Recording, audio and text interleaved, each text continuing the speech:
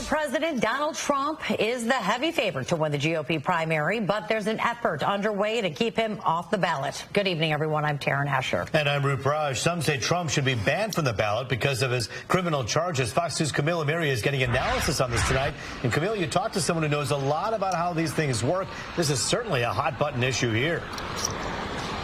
Yeah, it really is. And it's not just talk here in Michigan. We're talking about this in Nevada, Pennsylvania, and Maine, just to name a few. When it comes to presidential politics, every time we think we've seen it all, something else happens. Especially when it comes to former President Donald Trump. Despite being indicted in 4 separate criminal cases, he's running for president again in 2024. But now there is talk of whether individual states can keep him off the primary ballot. Michigan Secretary of State Jocelyn Benson weighing in on the issue on a MERS News podcast on Monday. That's something that a lot of legal scholars are weighing in on right now.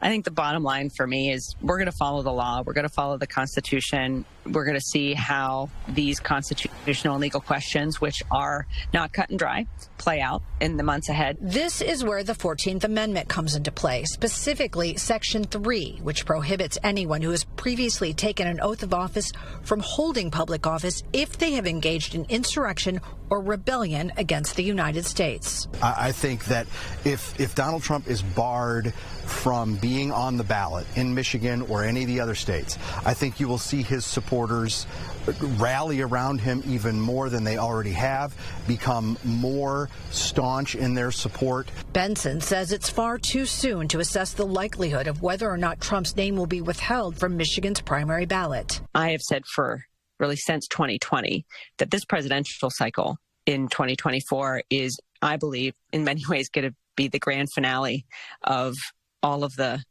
bumps and the challenges we've seen and endured since the 2020 election cycle, maybe even since 2016. And when it comes to former President Trump, he's not been convicted of anything yet, right? I mean, this legal process is just going to continue to play out with more and more angles appearing apparently every day, right? We're really going to peel back this onion in so many different ways. So really a lot more to come on this one. Of course, the primary is months and months away. Who knows what could happen between now and then. Of course, a lot more research needs to be done, talking to legal analysts.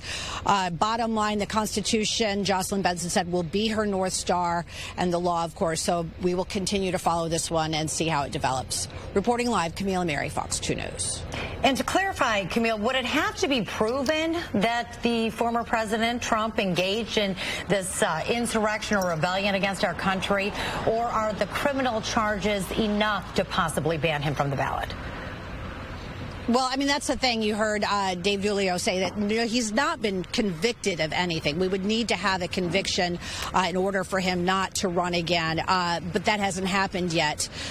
So we'll have to see what happens in the meantime and just what states can do legally as far as getting him on the ballot or not getting him on the ballot. And, of course, Jocelyn Benson said making sure that everybody gets a fair chance to vote and to vote for their candidate. So we'll have to follow this one. There's a lot more to come on it. Sure. And, of course, there is the chance that the Congress could also grant him amnesty. So there are a lot of layers, and we'll have to see what happens. Yeah. Camille, thank you.